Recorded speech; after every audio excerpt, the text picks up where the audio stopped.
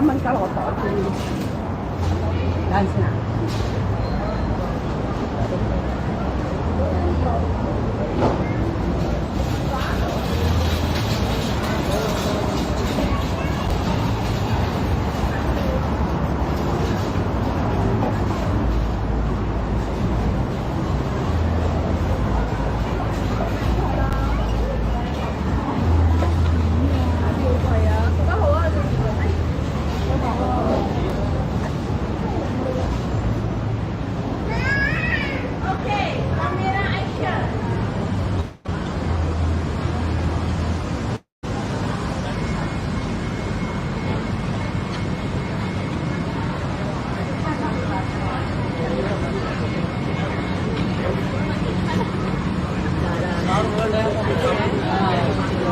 Entertainment अगले हमारे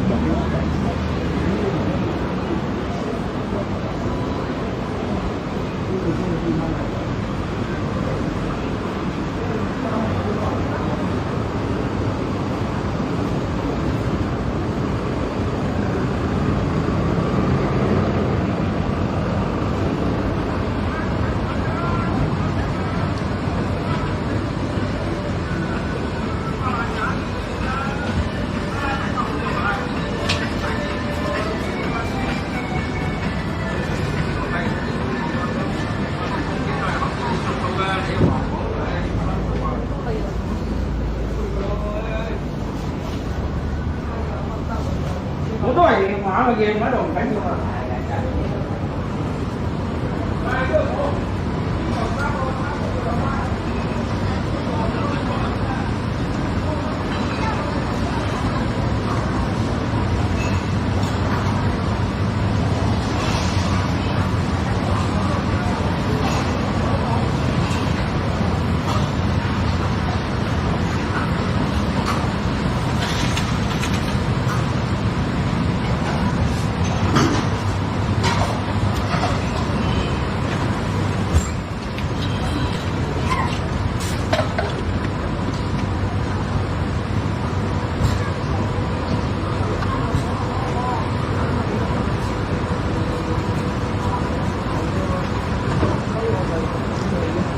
Rồi, chị cho mấy đâu.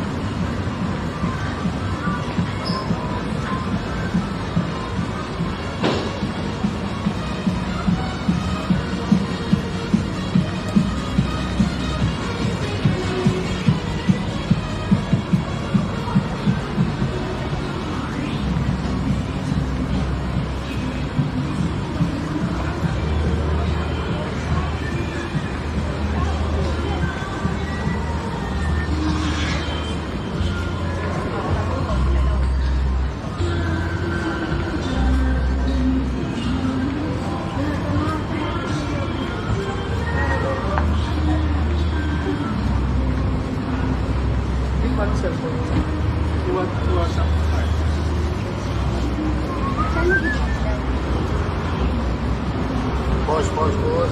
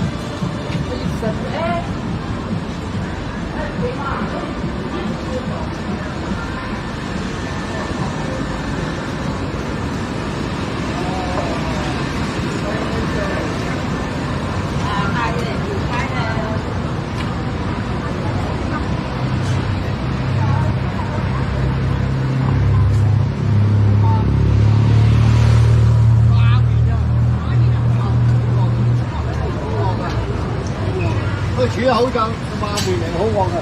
哎，喐我塊皮啊！哎，都繞翻曬佢。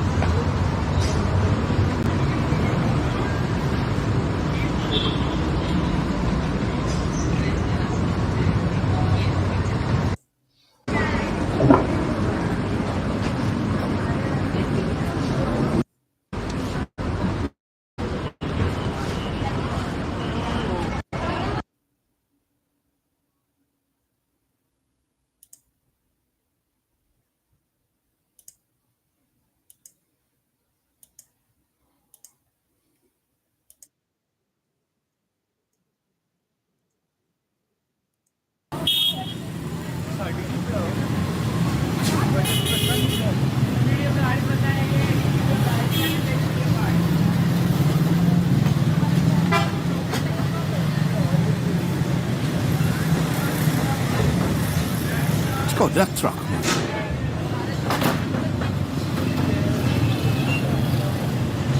Is they going up over there on that road in Pakistan, the highest and most dangerous road in the world? I forgot the name of it.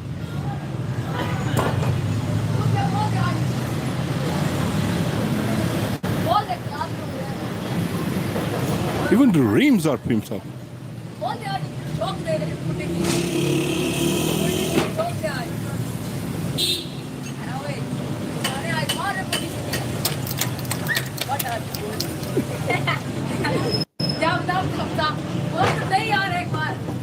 How are you? Fine, fine. Good, good, good. Good. You truck.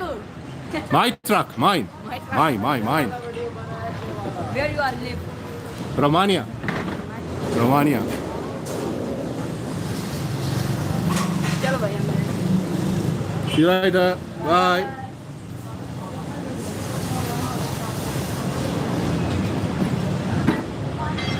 It's different the way how they make these trucks. Oh, look, more here.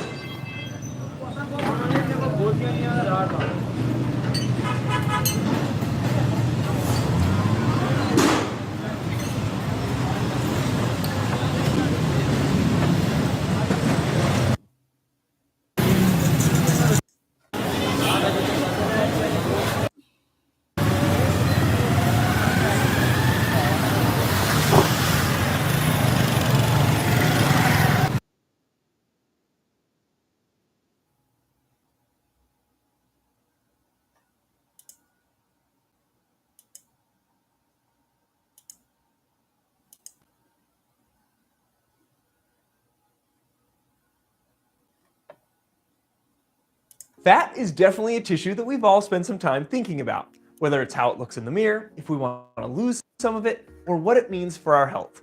But unfortunately, fat often gets painted as the evil villain of our health and fitness stories. And don't get me wrong, fat can result in negative health consequences in many situations, but it is also absolutely critical to human survival and does way more than most people even realize.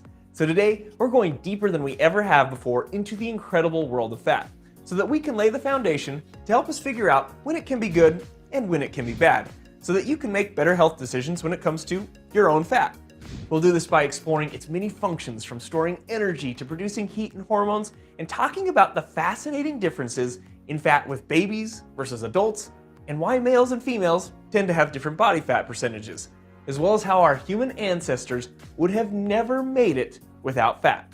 It's clearly going to be a fun-filled fatty one. So let's get into this anatomical awesomeness.